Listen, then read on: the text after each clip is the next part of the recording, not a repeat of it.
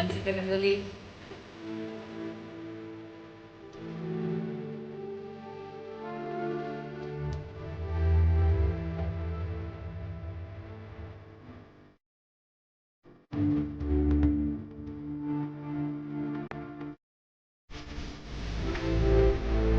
ಜಗವೇ ನೀನು ಗೆಳತಿಯೇ. ಎಲ್ರಿಗೂ ನಮಸ್ಕಾರ. ಗೆಳತಿ ದಿನಚರಿಗೆ ನಿಮ್ಮೆಲ್ರಿಗೂ ಸ್ವಾಗತ. ತುಂಬ ದಿನದಿಂದ ಅರ್ಲಿ ಮಾರ್ನಿಂಗ್ ರೊಟೀನ್ನ ಶೇರ್ ಮಾಡಿ, ನೀವು ಬೆಳಗ್ಗೆ ಎದ್ದು ಯಾವ ಥರ ಪೂಜೆ ಮಾಡ್ತೀರಾ. ಈಗ ಪ್ರತಿದಿನ ನಾವು ಮನೆ ಒರೆಸಿ ಎಲ್ಲನೂ ರೆಡಿ ಮಾಡಿಕೊಂಡು ಪೂಜೆ ಮಾಡ್ತೀವಿ ಅಂದರೆ, ನಾವು ಬೇಗ ಎದ್ದರೂ ಕೂಡ ಪೂಜೆ ಮಾಡೋಷ್ಟೊತ್ತಿಗೆ ಬೆಳಗ್ಗೆ 7 ಗಂಟೆ ಆಗುತ್ತೆ. ಇದರಿಂದ ಬ್ರಾಹ್ಮಿ ಮುಹೂರ್ತದಲ್ಲಿ ಪೂಜೆ ಮಾಡೋದಕ್ಕಾಗಲ್ಲ. ನೀವು ಹೇಗೆ ಮಾಡ್ತೀರಾ ತೋರಿಸಿ ಅಂತ ಕೇಳಿದ್ರಲ್ಲ. ಇವತ್ತು ಶುಕ್ರವಾರ ಅಂದರೆ ಹಬ್ಬ ಆಗಿದ್ದ ಮರುದಿನ.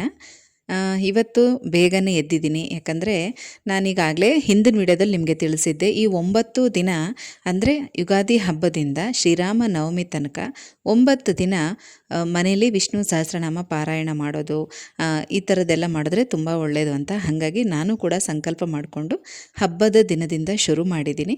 ಅದಕ್ಕೆ ಇವತ್ತು ಶುಕ್ರವಾರ ಬೇಗ ಎದ್ದು ಎಲ್ಲ ರೆಡಿ ಮಾಡ್ಕೋತಾ ಇದ್ದೀನಿ. ಅಲ್ಲದಿದ್ದರೂ ನಾನು ಪ್ರತಿ ಶುಕ್ರವಾರ ಮನೇಲಿ ಲಲಿತಾ ಸಹಸ್ರನಾಮ ಪಾರಾಯಣ ಮಾಡ್ತೀನಲ್ಲ, ಹಾಗಾಗಿ ಬೆಳಗ್ಗೆ ಬೇಗನೆ ಅದನ್ನೆಲ್ಲ ಮುಗಿಸ್ಕೊಳ್ತೀನಿ. ಇವತ್ತು ಕೂಡ 5 ಗಂಟೆಗೆ ಎದ್ದಿದ್ದೀನಿ. ಮನೆಯೆಲ್ಲ ಒರೆಸಿಲ್ಲ, ಯಾಕಂದರೆ ಹಿಂದಿನ ದಿನ ಹಬ್ಬದ ದಿನ ಎಲ್ಲ ಮಾಡ್ಕೊಂಡಿದ್ನಲ್ವ, ಅಲ್ಲದೆ ಸ್ವಲ್ಪ ಟಯರ್ಡ್ ಆದಂಗೆ ಆಗಿತ್ತು. ಹಾಗಾಗಿ ಮನೆಯೆಲ್ಲ ಒರೆಸಿಲ್ಲ. ಈಗ ಮೊದಲು ನೋಡಿ ಸ್ನಾನ ಮುಗಿಸ್ಕೊಂಡು ರೆಡಿಯಾಗಿ ಮನೆ ಕಸ ಎಲ್ಲ ಗೂಡಿಸಿ, ಮತ್ತು ಈ ರೀತಿ ಹೊಸ್ಲನ್ನು ತೊಳೆದು ಒರೆಸಿ ಅರಿಶಿನ ಕುಂಕುಮ ಎಲ್ಲ ಹಚ್ಚಿ ಹೂವಿಟ್ಟು ರಂಗೋಲಿ ಹಾಕಿ, ಆಮೇಲೆ ತುಳಸಿಗೂ ಕೂಡ ಅರಿಶಿನ ಕುಂಕುಮ ಎಲ್ಲನೂ ಕೂಡ ಹಚ್ಚಿ ಹೂವೆಲ್ಲ ಇಟ್ಟು ತುಳಸಿ ದೀಪನ ಹಚ್ಚಿ, ಆಮೇಲೆ ಒಳಗಡೆ ಪೂಜಾ ರೂಮ್ ಎಲ್ಲ ರೆಡಿ ಮಾಡ್ಕೊಳ್ತೀನಿ. ಮೊದಲು ನಾವು ಹೊರಗಡೆ ಇದಿಷ್ಟು ಕೆಲಸ ಮಾಡ್ಕೋಬೇಕು. ಹೊಸ್ಲನ್ನು ಒರೆಸೋದು ಹೇಗೆ ಪೂಜೆ ಮಾಡೋದು ಅಂತೆಲ್ಲ ಕೇಳ್ತಾ ಇದ್ರಿ ಅಲ್ವಾ. ಇದಿಷ್ಟೇ ನಾನು ಮಾಡೋದು. ಮೊದಲು ಹೊಸ್ಲನ್ನು ತೊಳಿಬೇಕು, ಆಮೇಲೆ ಒಣಗಿರೋ ಬಟ್ಟೆಯಿಂದ ಹೊಸ್ಲನ್ನೆಲ್ಲ ಒರೆಸಿ ಅರಿಶಿನ ಕುಂಕುಮ ಎಲ್ಲ ಹಚ್ಚಿ ಹೂವಿಟ್ಟು ರಂಗೋಲಿ ಹಾಕಬೇಕು. ಇದು ಪ್ರತಿದಿನದ ರೊಟೀನ್. ಇದಿಷ್ಟು ಕೂಡ ಪ್ರತಿದಿನ ಇದ್ದೇ ಇರುತ್ತೆ. ಇದೇ ರೀತಿಯೇ ಮಾಡ್ತಾ ಇರ್ತೀನಿ. ಸೋಮವಾರ, ಶುಕ್ರವಾರ, ಅಮಾವಾಸ್ಯೆ, ಹುಣ್ಣಿಮೆ ಮತ್ತು ಇನ್ನೇನಾದರೂ ವ್ರತಗಳು, ವಿಶೇಷ ಪೂಜೆಗಳು ಇರುವಂಥ ದಿನ ಈ ರೀತಿ ಬೆಳಗ್ಗೆ ಬೇಗ ಎದ್ದು ಮಾಡ್ಕೊಳ್ತೀನಿ. ಇಲ್ಲ ಅಂದರೆ ಸ್ವಲ್ಪ ನಿಧಾನಕ್ಕೆ, ಅಂದರೆ ಒಂದು 8 ಗಂಟೆ 9 ಗಂಟೆ, ಕೆಲವು ಸಲ 10 ಗಂಟೆ ಕೂಡ ಆಗಿಬಿಡುತ್ತೆ. ಬೆಳಗ್ಗೆ 10 ಗಂಟೆ ತನಕನೂ ಪೂಜೆ ಮಾಡ್ಕೊಳ್ತಾ ಇರ್ತೀನಿ. ನಮ್ಮದು 3 ಬೆಡ್ರೂಮ್ ಇರೋ ಡೂಪ್ಲೆಕ್ಸ್ ಮನೆ ಆಗಿರೋದ್ರಿಂದ ಒಂದು ದಿನ ಮುಂಚೆನೇ ಎಲ್ಲ ರೂಮ್ಗಳನ್ನು ಒರೆಸ್ಬಿಡ್ತೀನಿ. ಹಾಲು, ಕಿಚನ್ನು ಇದನ್ನು ಕೂಡ ಅಷ್ಟೇ ಒಂದು ದಿನ ಮೊದಲೇ ಒರೆಸಿರ್ತೀನಿ. ಮಾರನೇ ದಿನ ಬೆಳಗ್ಗೆ ಬೇಗ ಎದ್ದು ಹಾಲು, ಕಿಚನ್ನು ಇದನ್ನೆಲ್ಲ ಒರೆಸ್ಕೊಂಡು ಸ್ನಾನ ಮಾಡಿ ಆಮೇಲೆ ಪೂಜೆ ತಯಾರಿ ಎಲ್ಲ ಮಾಡ್ಕೊಳ್ತೀನಿ. ಕೆಲವೊಂದು ಸಲ ಮನೆ ಒರೆಸೋದಕ್ಕೆ ಆಗಲಿಲ್ಲ ಅಂತ ಅಂದರೆ ಈ ರೀತಿ ಹೊಸ್ಲನ್ನು ತೊಳೆದು ಒರೆಸಿ ಪೂಜೆ ಮಾಡಿರ್ತೀನಿ. ಆದರೆ ಪೂಜಾ ರೂಮ್ ಮಾತ್ರ ಪ್ರತಿದಿನ ಒರೆಸ್ತೀನಿ. ಅದಂತೂ ಮಿಸ್ ಮಾಡೋದೇ ಇಲ್ಲ. ಪೂಜಾ ರೂಮ್ ಪ್ರತಿದಿನ ಒರೆಸ್ತಾ ಇರ್ತೀನಿ. ಈ ರೀತಿ ನನ್ನ ಪ್ರತಿದಿನದ ಪೂಜಾ ರೊಟೀನ್ ಆಗಿರುತ್ತೆ. ಸೋಮವಾರ, ಶುಕ್ರವಾರ ಮತ್ತು ಅಮಾವಾಸ್ಯೆ, ಹುಣ್ಣಿಮೆ ಇನ್ನೇನಾದರೂ ವ್ರತ ಪೂಜೆಗಳು ಇರುವಂಥ ದಿನ ಈ ರೀತಿ ಅರ್ಲಿ ಮಾರ್ನಿಂಗ್ ನಾನು ಪೂಜೆ ಮಾಡಿಬಿಡ್ತೀನಿ. ಬೇರೆ ದಿನಗಳಲ್ಲಿ ಎಲ್ಲ ಕೆಲಸ ಮುಗಿಸ್ಕೊಂಡು ಒಂದು 10 ಗಂಟೆ ತನಕನೂ ಆಗಿಬಿಡುತ್ತೆ ಎಲ್ಲ ರೆಡಿ ಮಾಡ್ಕೊಳ್ಳೋಷ್ಟೊತ್ತಿಗೆ. ಬೆಳಗ್ಗೆ 10 ಗಂಟೆವರೆಗೂ ಪೂಜೆನ ಮಾಡಿರ್ತೀನಿ. ಈಗ ಹೊರಗಡೆ ಈ ರೀತಿ ರೆಡಿ ಮಾಡಿ ಇಟ್ಟಿದ್ದೀನಿ. ತುಳಸಿ ದೀಪನೂ ಕೂಡ ಹಚ್ಚಿ ಈಗ ಒಳಗಡೆ ಎಲ್ಲ ರೆಡಿ ಮಾಡ್ಕೊಳ್ತೀನಿ. ನಾನು ಹಿಂದಿನ ದಿನ ರಾತ್ರಿ ಮಲಗೋದಕ್ಕಿಂತ ಮೊದಲು ಊಟ ಎಲ್ಲ ಆದಮೇಲೆ ಕಂಪ್ಲೀಟ್ ಕಿಚನ್ ಕ್ಲೀನ್ ಮಾಡಿರ್ತೀನಿ. ಹಾಗೆ ಸ್ಟವ್ ಕೂಡ ಎಲ್ಲ ಒರೆಸಿ ಆ ಪ್ಲೇಟು, ಆ ಸ್ಟ್ಯಾಂಡು ಎಲ್ಲನೂ ಕೂಡ ತೊಳೆದು ಒರೆಸಿ ಇಟ್ಟಿರ್ತೀನಿ. ಆದರೆ ಇವತ್ತು ಶುಕ್ರವಾರ ಬೇರೆ ಅಲ್ವಾ, ಹಾಗಾಗಿ ಮತ್ತೆ ಇನ್ನೊಂದು ಸಲ ಹಾಗೆ ಜಸ್ಟ್ ಅದನ್ನು ಒರೆಸ್ಕೊಂಡು ಅರಿಶಿನ ಕುಂಕುಮ ಎಲ್ಲ ಹಚ್ಚಿ ಹೂವಿಟ್ಟು ನಮಸ್ಕಾರ ಮಾಡ್ಕೊಂಡು ಆಮೇಲೆ ದೇವ್ರ ಮನೆ ರೆಡಿ ಮಾಡ್ತಾಯಿದ್ದೀನಿ. ನೋಡಿ, 4 ಮೂಲೆಗೂ ಕೂಡ ಅರಿಶಿನ ಕುಂಕುಮ ಹಚ್ಚಬೇಕು. ಮತ್ತು ಮಧ್ಯದಲ್ಲಿ ಒಂದು ಹೂವು ಮತ್ತು ಇನ್ನೊಂದು ಈ ಕಡೆ ಈಶಾನ್ಯ ಮೂಲೆಯಲ್ಲಿ ಒಂದು ಹೂವನ್ನು ಇಡಬೇಕು. ಇದು ಕಂಪಲ್ಸರಿ. ನಾವು 4 ಮೂಲೆಗೂ ಹೂವು ಇಡೋಕ್ಕಾಗಲಿಲ್ಲ ಅಂದ್ರೂ ಈಶಾನ್ಯ ಮೂಲೆಯಲ್ಲಿ ಒಂದು ಹೂವನ್ನು ಇಡಲೇಬೇಕು. ನೋಡಿ, ಈಗ ಹೊರಗಡೆನೂ ರೆಡಿ ಆಯಿತು. ಸ್ಟವ್ಗೂ ಕೂಡ ಅರಿಶಿನ ಕುಂಕುಮ ಹೂವು ಎಲ್ಲ ಇಟ್ಟು ರೆಡಿ ಮಾಡಿಕೊಂಡೆ. ಈಗ ಪೂಜಾ ರೂಮ್ ರೆಡಿ ಮಾಡ್ಕೋತಾ ಇದ್ದೀನಿ. ಹಿಂದಿನ ದಿನ ಈ ರೀತಿ ಹೂವೆಲ್ಲ ಹಾಕಿ ಪೂಜೆ ಮಾಡಿದ್ದೆ. ಈಗ ಇದರಲ್ಲಿ ಎಲ್ಲನೂ ಚೆನ್ನಾಗೇ ಇದೆ, ಒಂದು ಹೂ ಕೂಡ ಬಾಡಿಲ್ಲ. ಯಾಕಂದರೆ ಅಷ್ಟೊಂದು ಬಿಸಿಲಿರಲಿಲ್ವಲ್ಲ, ಹಾಗಾಗಿ ಹೂವೆಲ್ಲ ಚೆನ್ನಾಗೇ ಇತ್ತು. ಆದರೂ ಕೂಡ ವಿಗ್ರಹಗಳಿಗೆ ಇಟ್ಟಿರುವಂಥ ಎಲ್ಲ ಹೂಗಳನ್ನೂ ಕೂಡ ತೆಗಿತಾ ಇದ್ದೀನಿ. ದೀಪಗಳ ಹತ್ರ, ವಿಗ್ರಹಗಳ ಹತ್ರ, ಫೋಟೋಗೆ ಇಟ್ಟಿದಂಥ ಹೂಗಳನ್ನೂ ಕೂಡ ತೆಗಿತಾ ಇದ್ದೀನಿ. ಆದರೆ ಈ ಹಾರ ಮಾತ್ರ ಇವತ್ತು ತೆಗಿಲಿಲ್ಲ. ನಾಳೆ ಶನಿವಾರ, ನಾಳೆ ಇದನ್ನೆಲ್ಲ ಕಂಪ್ಲೀಟಾಗಿ ತೆಗಿತೀನಿ. ಯಾಕಂದರೆ ಮಲ್ಲಿಗೆ ದಿಂಡು ಕಳಸಕ್ಕೆ ಹಾಕಿರೋದು ಕೂಡ ಇನ್ನೂ ಫ್ರೆಶ್ ಆಗಿ ಚೆನ್ನಾಗಿತ್ತು. ಹಾಗೆ ಫೋಟೋಕ್ಕೆ ಹಾಕಿರೋವಂಥ ಸೇವಂತಿಗೆ ಹಾರ ಕೂಡ ತುಂಬ ಚೆನ್ನಾಗಿತ್ತು. ಹಾಗಾಗಿ ಅದೆರಡನ್ನು ಬಿಟ್ಟು ಮಿಕ್ಕಿದ ಎಲ್ಲ ಹೂಗಳನ್ನೂ ಕೂಡ ತೆಗೆದಿದ್ದೀನಿ. ಇವತ್ತು ಮತ್ತೆ ಸೇವಂತಿಗೆ ಮತ್ತು ದವನ ಪತ್ರೆನ ಹಾಕಿ ಪೂಜೆಗೆ ರೆಡಿ ಮಾಡ್ಕೊಳ್ತಾ ಇದ್ದೀನಿ. ಸ್ನೇಹಿತರೆ, ಇದಾಗಿತ್ತು ನನ್ನ ಶುಕ್ರವಾರದ ಅರ್ಲಿ ಮಾರ್ನಿಂಗ್ ಪೂಜಾ ರೊಟೀನ್. ನಮ್ಮ ಸಮಯ ಸಂದರ್ಭ ಹೇಗಿರುತ್ತೋ ಹಾಗೆ ಮಾಡ್ಕೋಬೇಕು. ಪ್ರತಿದಿನ ಒಂದೇ ಥರ ಇರೋದು ಇಲ್ಲ, ಪ್ರತಿದಿನ ನಾವು ಕೂಡ ಒಂದೇ ರೀತಿ ಕೆಲಸ ಮಾಡೋದಕ್ಕೂ ಆಗಲ್ಲ. ಹಾಗಾಗಿ ಈ ರೀತಿ ನಾನು ಮಾಡ್ಕೊಳ್ತಾ ಇರ್ತೀನಿ. ಆದರೂ ಬೆಳಗ್ಗೆ ನಾವು ಎಷ್ಟೇ ಬೇಗ ಎದ್ದರೂ ಈ ರೀತಿ ಎಲ್ಲ ರೆಡಿ ಮಾಡಿಕೊಂಡು ನಾವು ದೀಪ ಹಚ್ಚಿ ಪೂಜೆ ಮಾಡೋಷ್ಟೊತ್ತಿಗೆ 6:30-7 ಗಂಟೆ ಆಗೇ ಬಿಡುತ್ತೆ. ಅದು ನಿಜನೇ. ಆದರೂ ನಾವು ಬೆಳಗ್ಗೆ ಬೇಗ ಎದ್ದೇಳ್ತೀವಲ್ಲ, ಅದೇ ತುಂಬ ಮುಖ್ಯ. ಶನಿವಾರಕ್ಕೂ ವಿಡಿಯೋನ ಹಾಗೆ ಕಂಟಿನ್ಯೂ ಮಾಡ್ತಾ ಇದ್ದೀನಿ. ಹಬ್ಬದಲ್ಲಿ ಮಲ್ಲಿಗೆ ಹೂವು ತರಿಸ್ಕೊಂಡಿದ್ದೆ, ಅದು ಇನ್ನೊಂದು ಸ್ವಲ್ಪ ಉಳಿದಿತ್ತು. ಇವತ್ತು ಕಟ್ಟಿಟ್ಬಿಡೋಣ ಅಂತೇಳಿ ಕಟ್ತಾ ಕೂತ್ಕೊಂಡಿದ್ದೀನಿ. ಸ್ವಲ್ಪ ಎಲ್ಲ ಅರಳ್ಬಿಟ್ಟಿದೆ. ಅದು ನನಗೆ ಮಲ್ಲಿಗೆ ಹೂವು ಮತ್ತು ಸೇವಂತಿಗೆ ಕಟ್ಟೋದು ತುಂಬ ಇಷ್ಟ, ಮತ್ತು ತುಂಬ ಫಾಸ್ಟಾಗೂ ಕಟ್ಬಿಡ್ತೀನಿ. ಇದು ಮಗ್ಗಿದ್ದಿದ್ರಂತೂ ತುಂಬ ಫಾಸ್ಟಾಗಿ ಕಟ್ಬಿಡ್ತಾ ಇದ್ದೆ, ಮತ್ತು ತುಂಬ ದಿಂಡಾಗೂ ಕಟ್ತೀನಿ. ಅಂದರೆ ದಿಂಡು ಸುತ್ತಕ್ಕೆಲ್ಲ ಬರಲ್ಲ, ಸ್ವಲ್ಪ ಕಲಿಬೇಕು. ಸೂಜಿ ದಾರದಲ್ಲಿ ಪೋಣಿಸಿ ದಿಂಡು ಮಾಡ್ತೀನಿ ಅಷ್ಟೇ. ಮನಿ ಸೇವಿಂಗ್ಸ್ ಬಗ್ಗೆ ತುಂಬ ಪ್ರಶ್ನೆ ಕೇಳಿದ್ದೀರಾ. ಆಲ್ಮೋಸ್ಟ್ ಹಿಂದಿನ ವಿಡಿಯೋದಲ್ಲೆಲ್ಲ ಶೇರ್ ಮಾಡಿದ್ದೀನಿ ಮನಿ ಸೇವಿಂಗ್ಸ್ ಬಗ್ಗೆ, ಮತ್ತು ಮನೆಯಲ್ಲೇ ನಾವು ಸಣ್ಣದಾಗಿ ದುಡ್ಡನ್ನು ಕೂಡಿಡೋದ್ರ ಬಗ್ಗೆ, ಯಾವ್ಯಾವ ಥರ ಕೂಡಿಡ್ಬೋದು ಅದ್ರ ಬಗ್ಗೆ ಎಲ್ಲ ಸಾಕಷ್ಟು ನಾನು ತಿಳಿಸಿದ್ದೀನಿ. ಅಂದರೂ ಹೊಸಬ್ರು ಅನಿಸುತ್ತೆ ಮತ್ತೆ ಪ್ರಶ್ನೆ ಕೇಳಿದ್ರಿ. ಅದ್ರ ಬಗ್ಗೆ ಒಂದು ಸ್ವಲ್ಪ ಟಿಪ್ಸ್ ಕೊಡಿ ಅಂತ. ಮೊದಲು ಏನು ಮಾಡಬೇಕು ಗೊತ್ತಾ, ಒಂದು ಒಳ್ಳೆ ದಿನ ನೋಡಿ ಒಂದು ಹುಂಡಿನಲ್ಲಿ ದುಡ್ಡನ್ನು ಸೇರಿಸಿಡೋದಕ್ಕೆ ಶುರು ಮಾಡಬೇಕು. ನಾನು ಆಗಾಗ ಹೇಳ್ತಾ ಇರ್ತೀನಿ ಯಾವ್ಯಾವ ದಿನ ಮಾಡ್ಬೋದು ಅಂತ. ಅಂಥ ದಿನದಲ್ಲಿ ಒಂದು 10 ರೂಪಾಯಿನೋ 20 ರೂಪಾಯಿನೋ ಅದನ್ನು ಹಾಕಿ ಸೇರಿಸಿಡೋದಕ್ಕೆ ಶುರು ಮಾಡಬೇಕು. ಸಣ್ಣದಾಗಿಯೇ ಶುರು ಮಾಡಿ. ಮೊದಲಿಗೆ ಯಾರು 100, 200 ಆ ಥರ ಎಲ್ಲ, ಮತ್ತು 500, 1000 ಆ ಥರ ಎಲ್ಲ ಸೇರಿಸಿಡೋಕ್ಕಾಗಲ್ಲ. ಕೆಲ್ಸಕ್ಕೆ ಹೋಗೋರೇ ಆದರೂ ಕೂಡ ಅಷ್ಟು ದುಡ್ಡು ಸೇರಿಸಿಡೋದು ಕಷ್ಟ ಆಗುತ್ತೆ. ಆದರೆ ಮನೇಲಿರುವಂಥ ಹೌಸ್ ವೈಫ್ಗಳಿಗೆ ಇನ್ನೂ ಕಷ್ಟ ಆಗುತ್ತೆ. ಯಾಕಂದರೆ ಮನೆ ಖರ್ಚಿಗೆ ಅಂತ ಕೊಡೋ ದುಡ್ಡಲ್ಲಿ ಅಷ್ಟೋ ಇಷ್ಟೋ ಉಳಿಸಿಟ್ಟು ಅದನ್ನು ಸೇರಿಸಿಡಬೇಕಾಗತ್ತೆ. ಹಾಗಾಗಿ ಎಲ್ರಿಗೂ ಯೂಸ್ ಆಗೋ ಥರ ಒಂದಷ್ಟು ಟಿಪ್ಸ್ನ ಹೇಳ್ತೀನಿ. ನಿಮಗೆ ಇಷ್ಟ ಆದರೆ ಫಾಲೋ ಮಾಡಿ. ನಾವು ದುಡ್ಡನ್ನು ಸೇರಿಸಿಡೋದಕ್ಕಿಂತ ಮೊದಲು, ಉಳಿತಾಯ ಮಾಡೋದಕ್ಕಿಂತ ಮೊದಲು ಲೆಕ್ಕ ಇಡೋದಕ್ಕೆ ಶುರು ಮಾಡಬೇಕು. ಎಷ್ಟೋ ಜನ ಲೆಕ್ಕ ಬರೆಯೋದೇ ಇಲ್ಲ, ತುಂಬ ದೊಡ್ಡ ಮಿಸ್ಟೇಕು ಇದು. ನೀವು ಎಷ್ಟಾದರೂ ದುಡೀರಿ, ನೀವು ಮನೇಲಿರೋ ಹೌಸ್ ವೈಫ್ ಆಗಿರಿ ಅಥವಾ ವರ್ಕಿಂಗ್ ವುಮೆನ್ ಆಗಿರಿ, ನಿಮಗೇನು ತಿಂಗಳ ಆದಾಯ ಅಂತ ಬರುತ್ತೆ ಅದನ್ನು ಮೊದಲು ಬರೆದಿಡೋದಕ್ಕೆ ಶುರು ಮಾಡಿ. ನಿಮಗೆ ಸ್ಯಾಲ್ರಿ ಎಷ್ಟು ಬರುತ್ತೆ, ನೀವು ಅದರಲ್ಲಿ ಏನೇನಕ್ಕೆಲ್ಲ ಖರ್ಚು ಮಾಡ್ತೀರಾ, ಈ ರೀತಿ ನೀವು ಲೆಕ್ಕ ಇಡ್ತಾ ಹೋದರೆ ಅನ್ನೆಸೆಸರಿ ಖರ್ಚು ಮೊದಲು ಅವಾಯ್ಡ್ ಮಾಡ್ಬೋದು. ಅದಾದಮೇಲೆ ಇನ್ನು ಮನೇಲಿರೋಂಥ ಹೌಸ್ ವೈಫ್ಗಳೂ ಹಾಗೆ ಅವ್ರು ಎಷ್ಟೇ ಕೊಡಲಿ ಅದರಲ್ಲಿ ಮಿನಿಮಮ್ ಒಂದು 10% ಆದ್ರೂ ಉಳಿತಾಯ ಮಾಡೇ ಮಾಡ್ತಾರೆ. ಹಾಗಾಗಿ ನೀವು ಕೂಡ ಅಷ್ಟೇ, ನಿಮ್ಮ ಕೈಗೆ ಪ್ರತಿದಿನ ಖರ್ಚಿಗೆ ಎಷ್ಟು ದುಡ್ಡು ಕೊಡ್ತಾರೆ, ನೀವು ಅದರಲ್ಲಿ ಏನೇನು ಖರ್ಚು ಮಾಡ್ತಾ ಇದ್ದೀರಾ, ನೀವು ಎಷ್ಟು ದುಡ್ಡನ್ನು ಉಳಿಸ್ತಾ ಇದ್ದೀರಾ, ಇದನ್ನು ಕೂಡ ಲೆಕ್ಕ ಬರೆದಿಟ್ಕೋಬೇಕು. ನೀವು ಇದನ್ನು ಎಲ್ರಿಗೂ ಹೇಳಬೇಕು ಅಥವಾ ತೋರಿಸ್ಬೇಕು ಅಂತೇನಲ್ಲ, ನಿಮಗೆ ಒಂದು ಲೆಕ್ಕ ಸಿಗಲಿ ಅನ್ನೋ ಕಾರಣಕ್ಕೆ ನೀವು ಅದನ್ನು ಬರೆದಿಟ್ಕೊಳ್ಳಿ. ಇದು ತುಂಬಾ ಒಳ್ಳೆಯದು.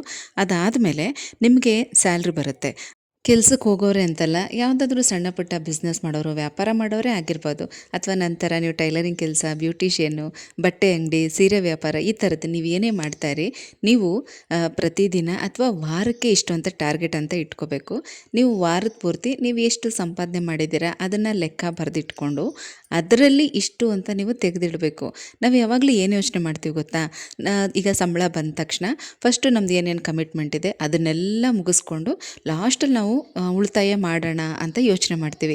ಆದರೆ ಇದು ತುಂಬ ದೊಡ್ಡ ತಪ್ಪು. ಈ ರೀತಿ ನಾವು ಪ್ಲ್ಯಾನ್ ಮಾಡಿದ್ರೆ ಖಂಡಿತ ಉಳಿತಾಯ ಮಾಡೋದಕ್ಕಾಗಲ್ಲ, ದುಡ್ಡನ್ನ ಸೇವಿಂಗ್ಸ್ ಮಾಡೋದಕ್ಕಾಗಲ್ಲ. ನಮ್ಮ ಕೈಗೆ ಸಂಬಳ ಬಂದ ತಕ್ಷಣ, ಈಗ ನಿಮ್ಗೊಂದು 10,000 ರೂಪಾಯಿ ನಿಮ್ಮ ಕೈಗೆ ಸಂಬಳ ಬಂತು ಅಂದ್ಕೊಳ್ಳಿ, ಅದರಲ್ಲಿ ನೀವು 500 ಅಥವಾ 1,000 ರೂಪಾಯಿ ಮೊದಲು ತೆಗೆದಿಟ್ಬಿಡಿ. ಇನ್ನೇನು 9,000 ರೂಪಾಯಿ ನಿಮ್ಮ ಕೈಲಿ ಉಳಿಯುತ್ತೆ, ಅದರಲ್ಲಿ ನಿಮ್ಮ ಕಮಿಟ್ಮೆಂಟನ್ನು ಲೆಕ್ಕ ಹಾಕ್ಕೊಂಡು ನೀವು ಕ್ಲಿಯರ್ ಮಾಡ್ಕೋಬೋದು.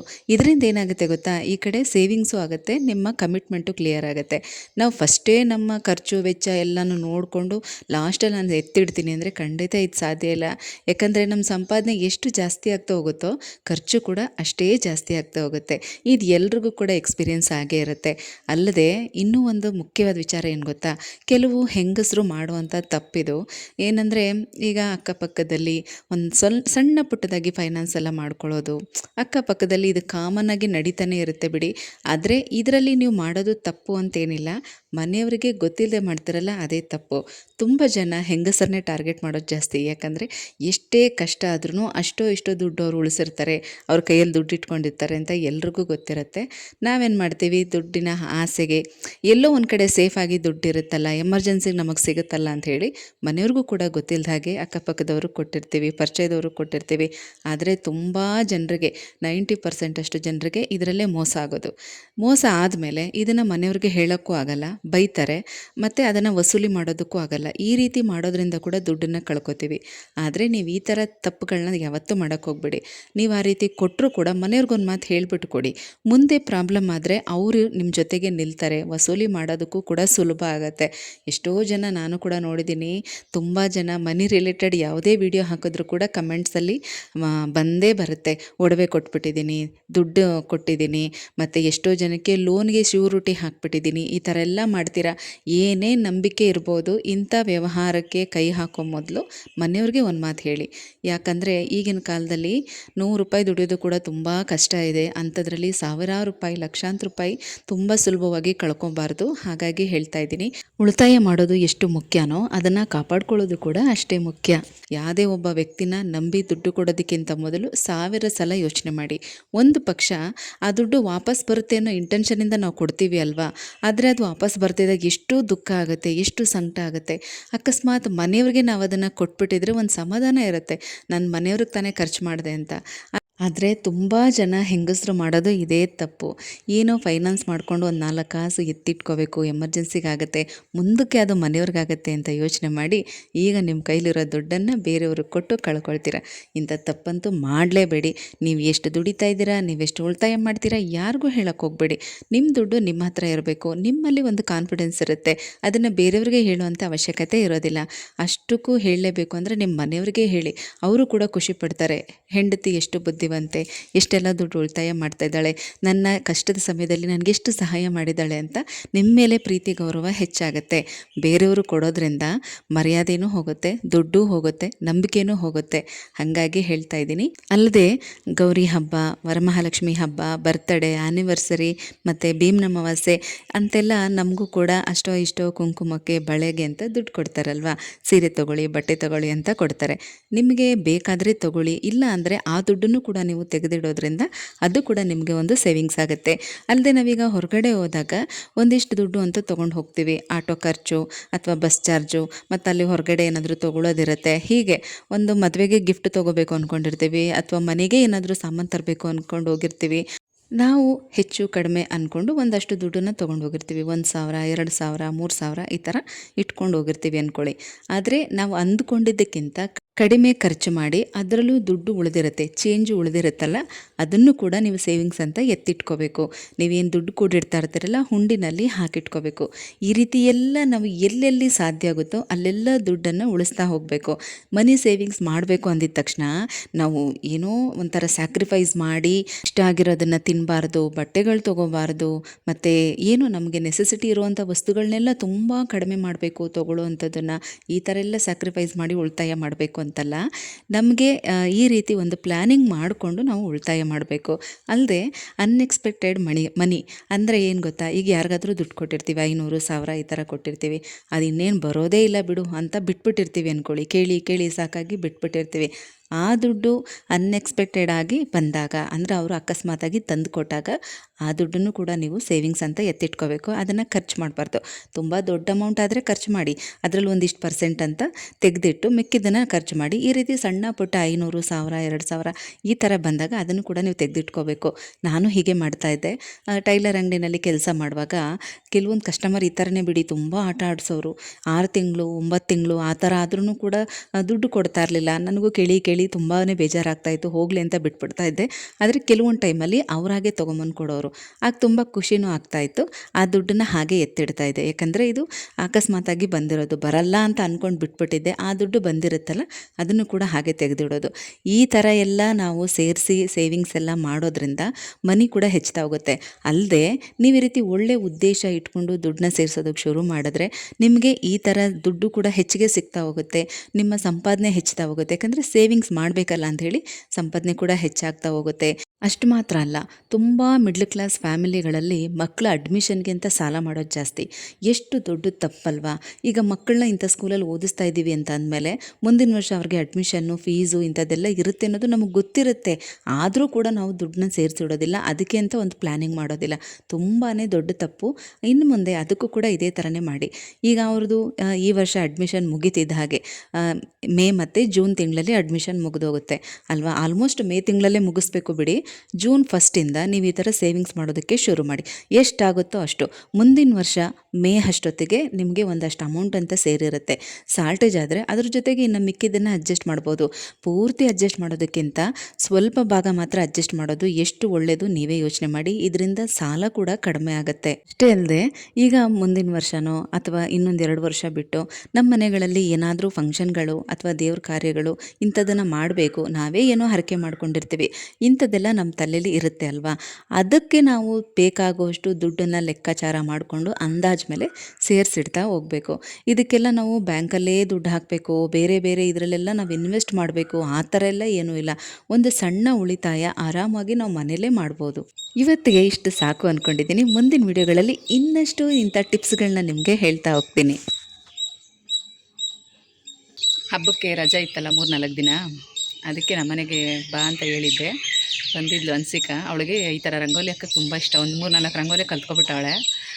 ಇಲ್ಲಿ ಬಂದಾಗೆಲ್ಲ ಕೇಳ್ತಾಯಿದ್ಲು. ನಾನು ಯಾವಾಗಲೂ ಬೇಗ ಇವಳು ಎದ್ದೇಳೋಷ್ಟೊತ್ತಿಗೆ ಬೇಗ ರಂಗೋಲಿ ಹಾಕ್ಬಿಡ್ತಾಯಿದ್ದೆ. ನಿನ್ನೆ ತುಂಬ ರಿಕ್ವೆಸ್ಟ್ ಮಾಡ್ಕೊಂಡ್ಳು, ನಾನೇ ಹಾಕ್ತೀನಿ, ನನ್ನ ಬೇಗ ಎದ್ದೇಳಿಸಿ ಅಂತ. ನಾನು ಇವತ್ತು ಕೂಡ ಎದ್ದೇಳಿಸಿಲ್ಲ ಅವಳನ್ನ. ಅವಳೇ ಬೇಗ ಎದ್ಬಿಟ್ಟಿದ್ದಾಳೆ. ಫೋನಲ್ಲಿ ಅಲಾರಾಮ್ ಇಟ್ಕೊಂಡು ನಾನು 6:45 ರಂಗೋಲಿ ಹಾಕ್ತೀನಿ ಅಂತ ಹೇಳಿದ್ದೆ. ಅದಕ್ಕೆ ಅವಳೇ ಅಲಾರಾಮ್ ಇಟ್ಕೊಂಡು ಬೇಗ ಎದ್ದು ಇವತ್ತು ರಂಗೋಲಿ ಹಾಕ್ತಾವಳೆ. 8ರಿಂದ 8. ಎಷ್ಟು ಕಿಚಿನಿ? 8ರಿಂದ 8.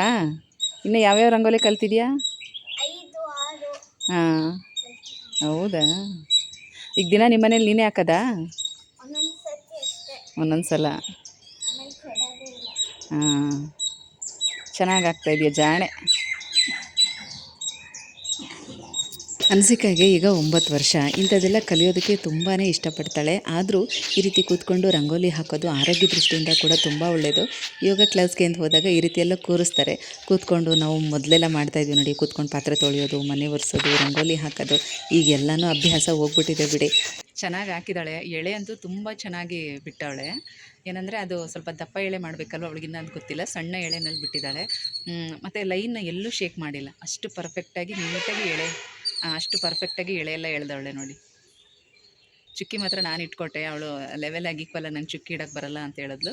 8ರಿಂದ 8 ಚುಕ್ಕಿ ನಾನು ಇಟ್ಕೊಟ್ಟೆ. ರಂಗೋಲಿ ನೀಟಾಗಿ ಆಗ್ತಾಯಿದ್ದಾಳೆ. ತುಂಬ ಶಾಕ್ ಆಯಿತು. ಒಂದು ಸಲ ಅಮ್ಮನ ಮನೆಗೆ ಹೋಗಿದ್ದಾಗ್ಲೂ ಅವಳು ನಾನೇ ಹಾಕಿದ್ದು ಅಂತ ತೋರಿಸಿದ್ಲು. ನಾನು ನಿಜ ಅವತ್ತು ನಂಬಿರಲಿಲ್ಲ. ಇವತ್ತು ನಾನು ಕಣ್ಣಾರೆ ನೋಡ್ತಾ ಇದ್ದೀನಿ, ಚೆನ್ನಾಗಿ ಹಾಕಿದ್ದಾಳೆ. ನಿಮ್ಗೆ ಹೇಗೆ ಅನ್ನಿಸ್ತು ಅನ್ಸಿಕಾ ರಂಗೋಲಿ? ಸೂಪರ್ ಚಿನಿ. ನಿಜ ನೀನು ರಂಗೋಲಿ ಬಿಟ್ಟಿರೋದು ಅಂತ ಯಾರೂ ನಂಬೋಕ್ಕಾಗಲ್ಲ. ಅಷ್ಟು ಚೆನ್ನಾಗಿ ಬಿಟ್ಟಿದೆಯಾ, ಜಾಣೆ. ಇಲ್ಲಿಗೆ ವಿಡಿಯೋನ ಎಂಡ್ ಮಾಡ್ತಾಯಿದ್ದೀನಿ. ವಿಡಿಯೋ ಹೇಗಿತ್ತು ಅಂತ ತಪ್ಪದೆ ಕಮೆಂಟಲ್ಲಿ ತಿಳಿಸಿ ಆಯಿತಾ?